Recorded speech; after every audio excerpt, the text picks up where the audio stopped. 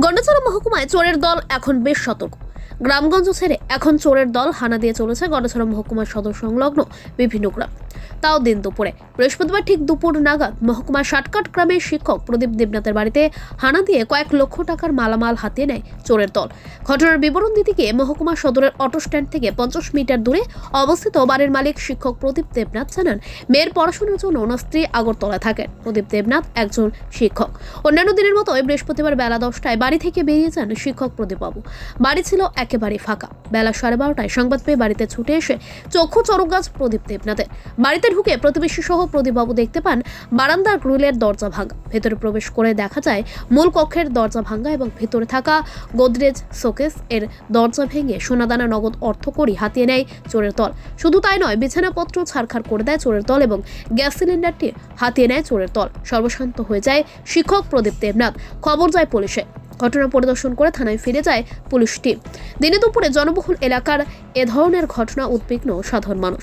স্থানীয় পুলিশকে এই সমস্ত সমাজদ্রোহীদের বিরুদ্ধে কঠোর ভূমিকা গ্রহণ করার জন্য আবেদন রাখেন সংশ্লিষ্ট গ্রামের লোকজন। আপনার নামটা কি? আমার নাম প্রদীপ দেবনাথ। আচ্ছা, কি করেন আপনি? আমি সর্বশিক্ষা টিচার। আচ্ছা, কি হয়েছিল ঘটনাটা আমি যখন স্কুল থেকে বাড়িতে যখন ঢুকি তখন দেখি কবে?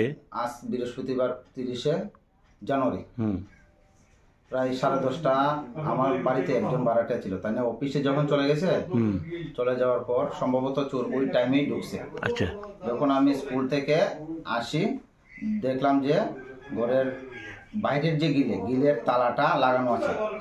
মানে আমার গাড়ির মধ্যে চাবি ছিল, চাবির সঙ্গে ঘরের গিলের চাবিটা রয়েছিল।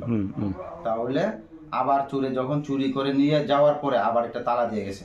আচ্ছা, ভিতরে যে গিল ছিল সেই গিলের তালাটা ভেঙে দিয়েছে।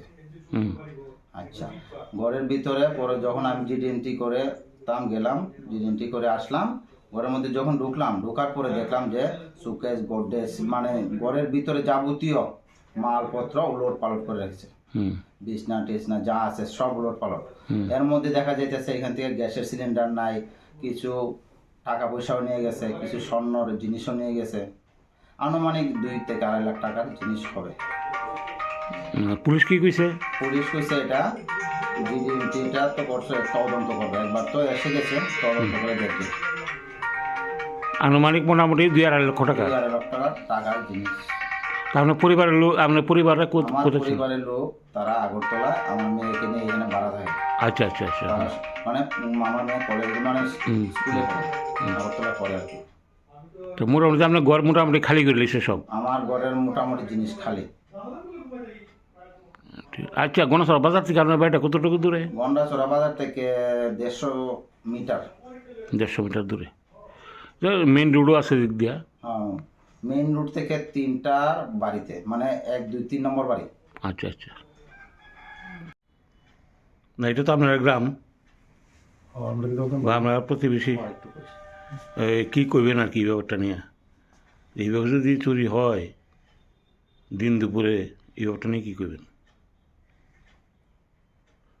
আমরা কি করণীয় পছন্দ দেখি না, আপনি কী করবেন? আপনার বক্তব্যটা একটু করেন না। বক্তব্যটি হলে তো আমাদের মহাবিপদ।